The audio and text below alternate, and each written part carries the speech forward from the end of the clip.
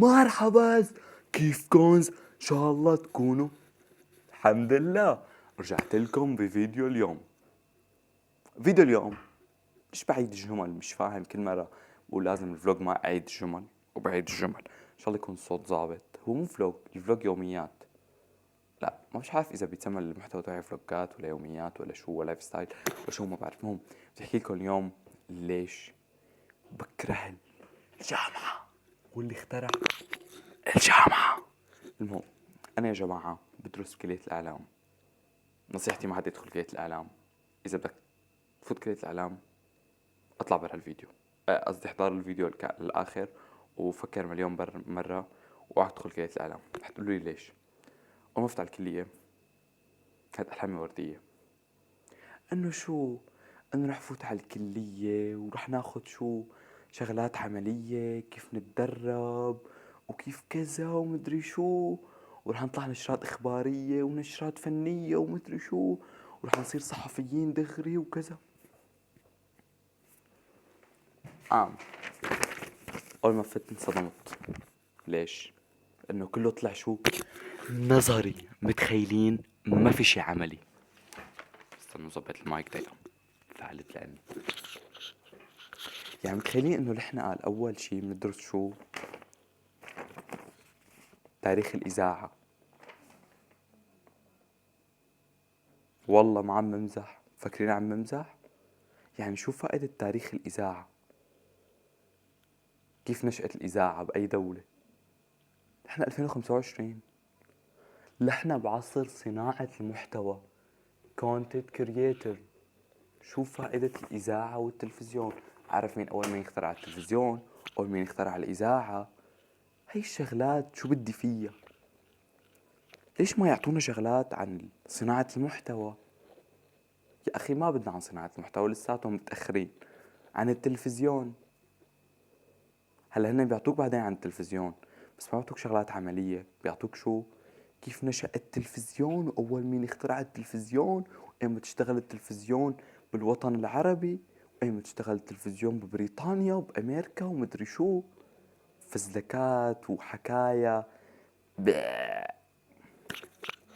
للأسف الشديد. فأنا بكره الجامعة. فأنا هلأ بين خيارين: يا كمل بالجامعة البشعة اللي أنا ما بطيقها ومستحيل أدرس هالمقررات البشعة، كله هاد حكي هيك علاك على الفاضي، تخيلينه بدي أدرس كل هاد وما بيفيد شي. يا أو بنجح بصناعة المحتوى، لأن هاد شي بحبه وبحسه هلأ ثورة الكونتنت كرياتر. خلينا واقعيين يعني. بس كيف بدي أنجح فيه ما عم أعرف، ما عم أعرف. مجال صعب كتير، كتير كبير ومعقد، وبده يكون أهم شي عندك العفوية والبساطة وشغلات كتيرة. الصراحة ما في إذا عندي إياها. وأهم شي القبول، هو من عند الله.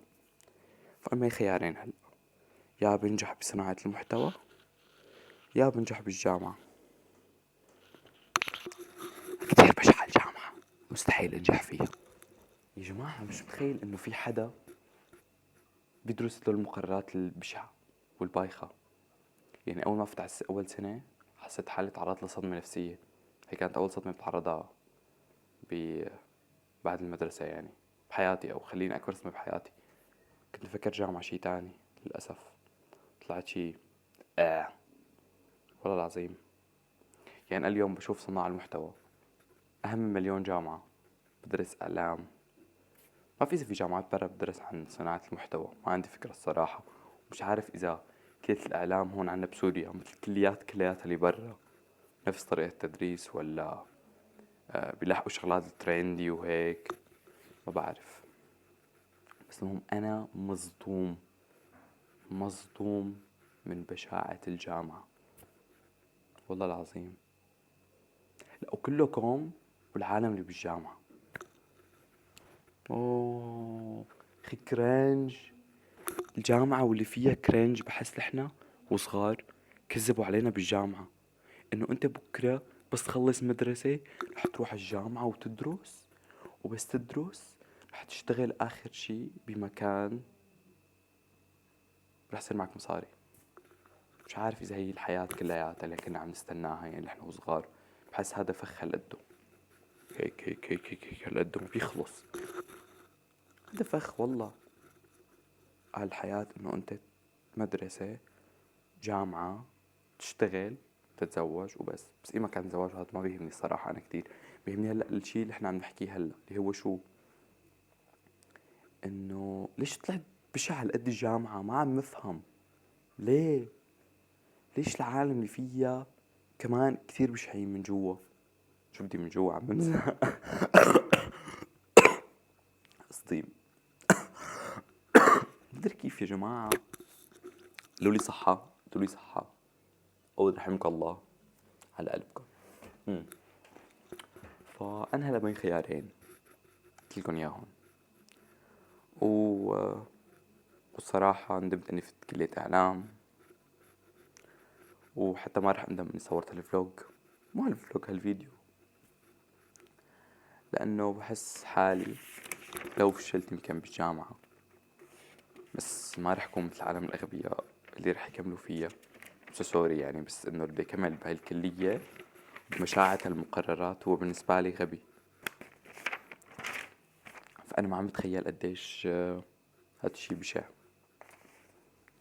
واللي كتبه أبشع بكتير.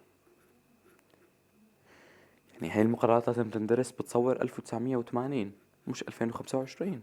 احنا هلأ بالكونتنت كرياتر، صناعة المحتوى. يعني بالنسبة لي اليوم نارين أو بيسان أو غيث أو أسامة أو أنس وأصالة أهم بمليون مرة من اللي دارسين هدول كلية الإعلام ومدري شو. حتقولي ليش؟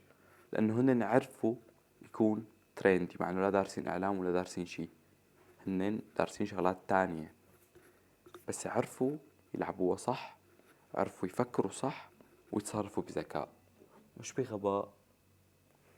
فأنا نصيحتي لأي حدا مو عاجبه التخصص اللي هو فيه يحسب كتير، وحتى قبل ما يدخل التخصص يعرف تفاصيل عنه كتير. أنا كنت كتير حب كلية الإعلام، بس بعد ما دخلت ندمت الصراحة.